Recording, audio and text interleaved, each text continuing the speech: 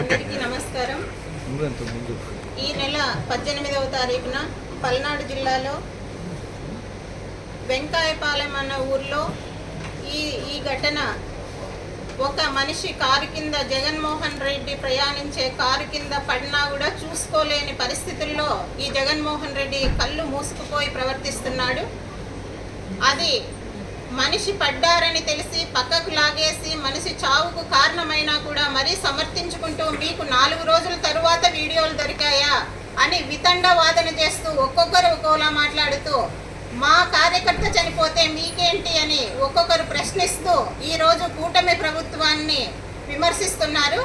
ఇప్పుడు కార్యకర్తకే కాదు, మా కూటమి ప్రభుత్వానికి అధికారం ఇచ్చిన ప్రజలకు రెస్పాన్సిబిలిటీగా ఆయన ప్రాణాలకు కూడా ఈ ప్రభుత్వమే బాధ్యత వహిస్తూ ఆయన సెక్యూరిటీ ఈరోజు చూసుకుంటున్నది కూడా ఈ ప్రభుత్వమే అని ఈ వైసీపీ నాయకులు, కార్యకర్తలు, జగన్మోహన్ రెడ్డి గారు అందరూ గుర్తుపెట్టుకొని మాట్లాడాలి.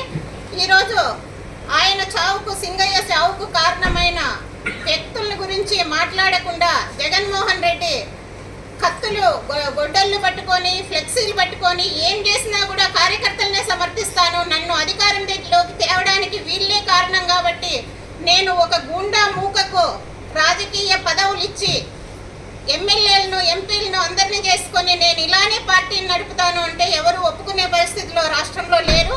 కాబట్టి మీరు అన్ని అర్థం చేసుకొని 11 సీట్లకు దిగజారిపోయినా కూడా మీ అహంకారం ఈ ఆంధ్రప్రదేశ్ పైన చూపిస్తున్నారు. ఇవన్నీ మానుకొని పరిపాలనలో ఏమన్నా లోపాలను ఎత్తి చూపితే ప్రజలకు ఉపయోగకరంగా ఉంటుంది. చెప్పిన హామీలు కానీ, నెరవేర్చనివి కానీ ఇలాంటివి మీరు రైజ్ చేసి ప్రభుత్వాన్ని అలర్ట్ చేయాల్సిన బాధ్యత ప్రతిపక్ష పార్టీకి ఉంది. ప్రతిపక్ష హోదా కూడా లేదు కాబట్టి మీరు ఎలాంటి లోపాలనైనా రిక్వెస్ట్ చేసుకొని ప్రజలకు అంతో ఎంతో ఉపయోగపడాలని ఈ వైసీపీ నాయకులకు మేము తెలియజేస్తున్నాం. జై జనసేన, జై హింద్.